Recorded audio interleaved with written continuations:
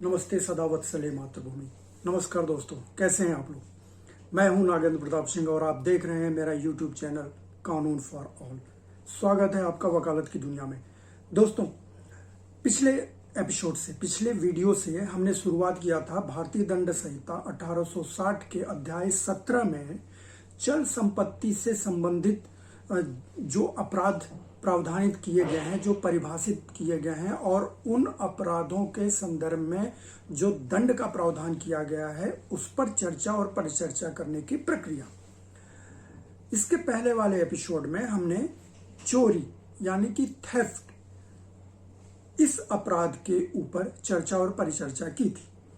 चोरी क्या होती है, चोरी के अपराध का गठन करने वाले आवश्यक तत्व कौन कौन से होते हैं, चोरी की सजा क्या होती है, चोरी के अपराध का विचारण किस न्यायालय में होता है, चोरी यदि किसी बिल्डिंग में हो, किसी टेंट में हो या किसी स्टोर यानी भंडार गृह में हो तब उसकी सजा क्या होती है, चोरी यदि किसी कर्मचारी के द्वारा अपने मालिक के यहाँ की जाती है तब उसकी सजा क्या होती है, और चोरी का अपराध करने के दौरान यदि चोरी करने वाला व्यक्ति किसी को जान से मार देने की धमकी देता है या डर पैदा करता है या फिर उसे जान से मार देता है, तो ऐसी अवस्था में उस अपराध के लिए किस प्रकार की सजा हो सकती है। इन सभी मुद्दों पर, इन सभी बिंदुओं पर हमने इसके पहले वाले एपिसोड में चर्चा की थी, परिचर्चा की थी और एक एक विषय वस्तु को हमने विस्तृत रूप से समझा था।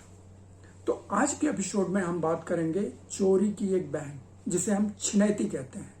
छिनैती और छिनैती या छिनैत, इन दो शब्दों से तो आप भली भांति परिचित होंगे। किसी भी पुलिस स्टेशन में चले जाइए तो छिनैतों का बकायदा पोस्टर लगाया जाता है, उनके फोटो लगाए जाते हैं, लगे रहते हैं और लोगों को सावधान किया जाता है कि इन छिनैतों से बचकर रहिए, इन छिनैतों से सावधान रहिए। तो ये छिनैती क्या होती है और ये किस प्रकार से की जाती है। छिनैती का अपराध गठन करने वाले आवश्यक कारक कौन कौन से होते हैं। तो चलिए सबसे पहले हम देखते हैं कि छिनैती होती क्या है।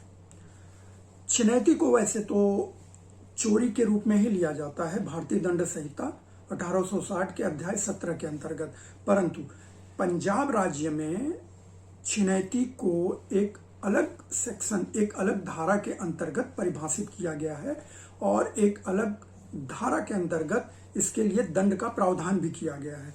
पंजाब राज्य ने जो धारा 379 यानी सेक्शन 379 है भारतीय दंड संहिता 1860 का, उसी को दो भागों में बांट दिया, सेक्शन 379A और सेक्शन 379B। सेक्शन 379A यानी कि धारा 379A छिनैती की परिभाषा बताती है और धारा 379B दंड का प्रावधान करती है। वो बताती है कि छिनैती का अपराध करने वाले व्यक्ति को किस प्रकार का दंड दिया जा सकता है।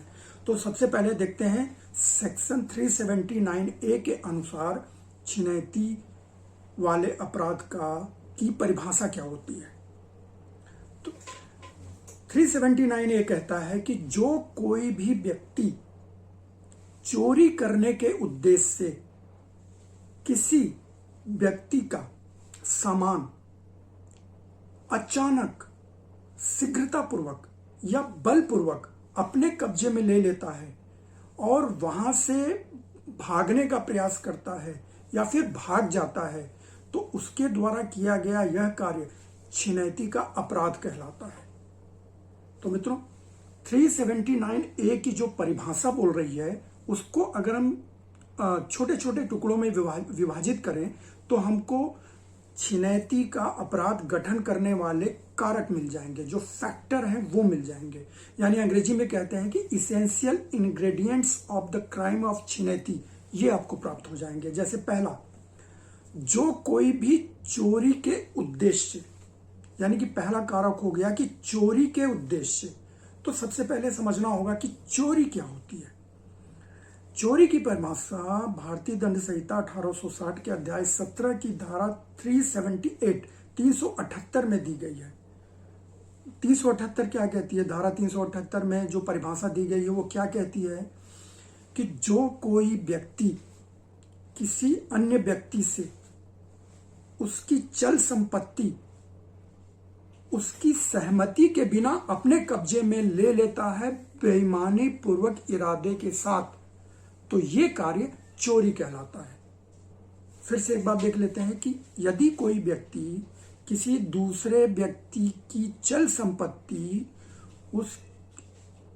संपत्ति बेईमानी पूर्ण इरादे से अपने कब्जे में ले लेता है उस संपत्ति के स्वामी की सहमति के बिना, तो ये जो कार्य होता है वो चोरी कहलाता है। जैसे उदाहरण के लिए मान लीजिए आप अपने ऑफिस में बैठे हैं, वहां पे 2-4 लोग और बैठे हुए हैं जो आपके क्लाइंट हो सकते हैं। आपने अपनी मोबाइल वहां पे रख दी है अपने कार्यालय में, और किसी काम से आप कार्यालय से बाहर जाते हैं, तो उन्हीं 4 लोगों में से कोई एक व्यक्ति जो होता है वो आपकी मोबाइल उठाता है और वहां से चला जाता है। अब यहां पे देखिए चोरी के सारे कारक कैसे पूर्ण हो जाते हैं। पहला, ये मोबाइल एक चल संपत्ति है, करेक्ट? तो चोरी का पहला जो फैक्टर है वो पूरा हो गया कि चल संपत्ति है। दूसरा, ये आपके मोबाइल के स्वामी आप हैं, यानी मोबाइल आपकी संपत्ति है, तो उस पे मालिकाना हक आपका था। आपकी सहमति के बिना उस व्यक्ति ने उस मोबाइल को आपके कब्जे से अपने कब्जे में ले लिया, यानी पहली चल संपत्ति मोबाइल थी, दूसरा उसके स्वामी आप थे, तीसरा मोबाइल लेने से पहले उस व्यक्ति ने आपकी सहमति प्राप्त नहीं की, चौथा वो आपको बिना बताए लेकर वहां से चला गया। ये उसका बेईमानीपूर्ण इरादा दिखाता है, यानी डिसऑनेस्ट इंटेंशन दिखाता है। तो ये जो कार्य होता है, ये जो अपराध होता है, ये चोरी कहलाता है। अब छिनैती पे आ जाते हैं। तो पहला फैक्टर क्या है कि जो कोई भी चोरी के उद्देश्य, ऑब्जेक्ट क्या होना चाहिए? चोरी। दूसरा कारक क्या है कि अचानक, शीघ्रता से या बलपूर्वक आपकी संपत्ति को आपके कब्जे से अपने कब्जे में ले लेता है और उसके पश्चात भाग जाने का प्रयास करता है या फिर भाग जाता है।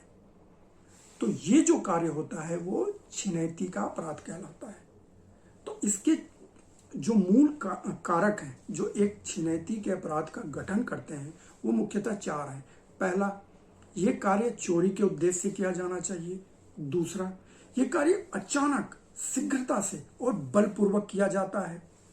तीसरा, स्वामी की जो मालिक है उसकी संपत्ति यानी कि चल संपत्ति उससे अपने कब्जे में ले ली जाती है, यानी कि अपराधी स्वामी की चल संपत्ति उसके कब्जे से अपने कब्जे में ले लेता है, उसके बाद वहां से भागने का प्रयास करता है या फिर भाग जाता है, भागने में सफल हो जाता है।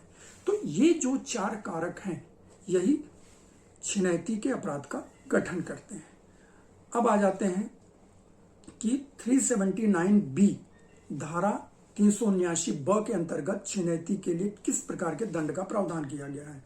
तो मित्रों 379B यह कहती है कि छिनैती के अपराध के लिए कम से कम 5 वर्ष और अधिकतम 10 वर्ष तक की सजा हो सकती है और जुर्माना भी लगाया जाता है।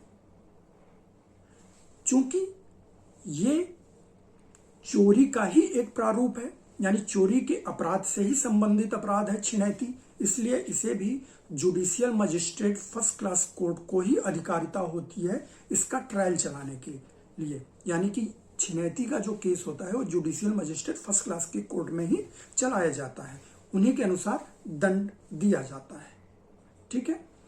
अब चूंकि ये चोरी का ही एक प्रारूप है, चोरी का ही एक परिष्कृत रूप कह लीजिए, वो है छिनैती, तो ये भी एक संज्ञेय अपराध होता है, एक गैर जमानती अपराध होता है और ये नॉन कंपाउंडेबल होता है, इसको माफ नहीं किया जा सकता। और tribal by judicial magistrate first class court होता है। तो दोस्तों, ये जो छिनैती का अपराध होता है, ये दिन दहाड़े, दिन के उजाले में होता है।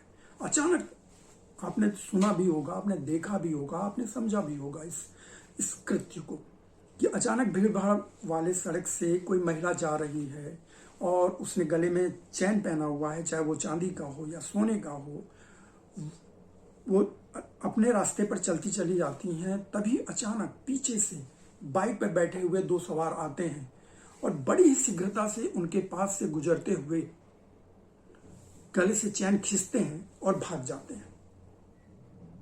तो ये पूरा का पूरा जो घटनाक्रम होता है, पीछे से अचानक से आना, शीघ्रता से चैन पकड़ना और बलपूर्वक उसको खींचना और फिर वहां से भाग जाना, ये छिनैती के अपराध का गठन करता है।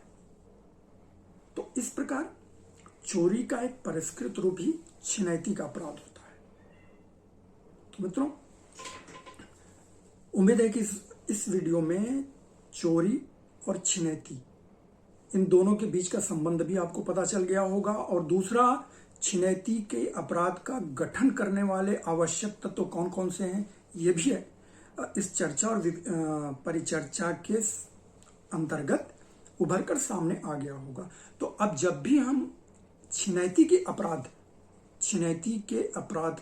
के लिए कोई कंप्लेन पुलिस स्टेशन में लिखवाने के लिए जाएंगे, कोई फरियाद देंगे, तो उसमें छिनैती के आवश्यक कारकों का विश्लेषण करते हुए ही कोई फरियाद हम दाखिल करेंगे, ताकि छिनैती के अपराध के लिए उस अपराधी को आवश्यक दंड दिया जा सके ट्रायल के बाद।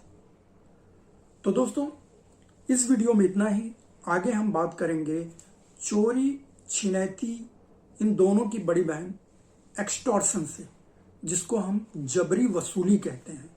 हिंदी में हम जबरी वसूली कहते हैं या जबरदस्ती वसूली कहते हैं, और अंग्रेजी में इसका नाम है एक्सटॉर्शन, जिसे भारतीय दंड संहिता 1860 की धारा 383 के अंतर्गत परिभाषित किया गया है। तो आज के लिए इतना ही। अगले वीडियो का इंतजार करिए। एक्सटॉर्शन के ऊपर अनेक बिंदुओं को संकलित करके सामने लेके आइए, कमेंट्स करिए, फिर उसके बाद हम उस पर चर्चा और परिचर्चा करते हैं अपने नेक्स्ट वीडियो में। तब तक के लिए नमस्कार, जय हिंद।